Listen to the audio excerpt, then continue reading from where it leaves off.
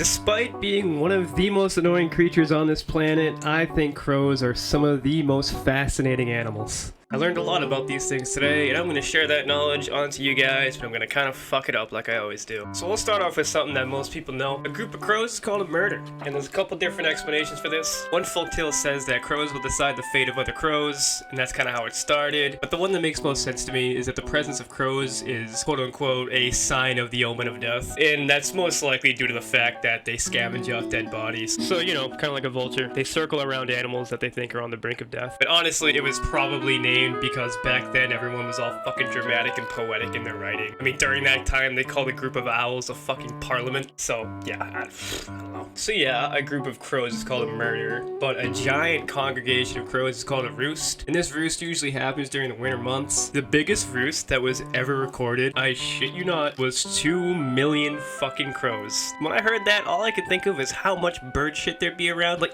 imagine if they all just decided to take a dump at once. I bet like the earth would like spin off its axis or some shit. So crows are actually pretty monogamous. Some crows keep their mates for life. Now, sometimes the males are a little bit promiscuous, but around 80% stay in the same family. So, you know, sometimes they go around and fuck around and have side bitches, but for the most part, they're monogamous. So, Japan actually has a pretty funny crow problem. They often use fiber optic cables to use as nesting materials. This is responsible for over 100 power failures per year in Tokyo. So crows actually have these like funeral type things, and I'm not exactly sure if they're mourning over their fallen brethren. Scientists think that what they're doing is actually studying what happened when their buddy died. So, you know, they just want to know what happened so they know how to avoid it. You know, a lot of the times when a crow dies in a certain area, even if that place is flourished with food, crows will end up avoiding it. When it comes to animals, I mean, that's some pretty big brain shit. They're pretty smart. I mean, pound for pound, some crows have bigger brains than us. Some zoologists actually call them feathered apes. They actually have a higher density of neurons in their forebrains than primates do. Yeah, don't ask me what a forebrain is, I don't fucking know. They even think that crows can demonstrate consciousness, which I think is a little bizarre. Like, what the hell even is consciousness? Like if something doesn't have consciousness, does that mean they're like a biological robot or something? Like, does free will exist? Am I even real? Fuck, my head hurts. So y'all ever hear a southern accent and you're just compelled to start talking with a southern drawl? Well, crows do that shit too. Crows' dialect vary from region to region, and sometimes a crow will migrate into another roost or another, you know, family or murder, whatever you want to call it. And when they do that, they actually change their voice to better fit in. Crows are some crafty little buggers, dude. In Japan, they've been observed utilizing cars to crack open a walnut. Like, they'll just place the walnut in front of cars, and, you know, the car will run over it and crack open the walnut, and they get the good stuff. And that sounds kind of dangerous, right? Because, you know, cars and shit. Well, they actually learned how to read traffic lights. So they'll literally wait for a stoplight, put it down, fly away, let the car run over it, and then fly back once the cars have stopped again. That shit's insane to me, bro. Like, I don't even think, I think if you gave me a walnut, I probably wouldn't even have figured that out. So crows actually remember faces. A team at the University of Washington conducted a test where, I shit you not, dude, one guy wore a caveman mask, and the other guy wore a fucking Dick Cheney mask. Why Dick Cheney? I don't know. I love it, though.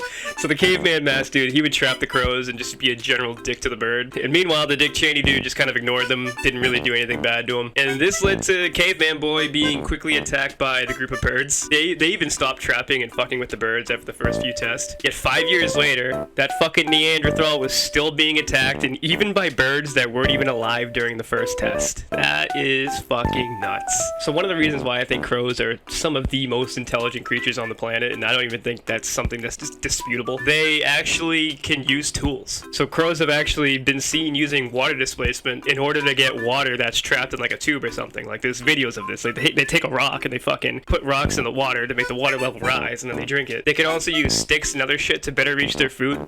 Some crows have actually been observed using a stick to get another stick in order to use that other stick to get their food. They even bend fucking tools sometimes. Like, they'll take a stick and they'll bend it into a hook so that they can better get their food. Crows are actually one of the only species of birds that don't have a curved beak. This has actually confused researchers for a long time, but the leading theory is that it evolved that way to better utilize tools. That fucking evolution blows my goddamn mind sometimes, bro. They even have impulse control. They conducted a study where if the bird had patience with the piece of bread in front of it, it would be rewarded with like a nice juicy piece of pork. And surprisingly, the crow learned and it would wait and be like, yeah, I'm not gonna eat this bread, I want the pork. Fuck yeah. So what would I rate these things on the reincarnation scale? Again, man, I'm fucking doing it again, dude. I always do it. I don't think I'm gonna give a single animal less than a fucking 90 at this point, but I'm giving these things a 90, bro. I mean, they are smart, they are family-oriented, they can communicate very well, they utilize tools, and most of all, they know how to have a fucking good time, bro.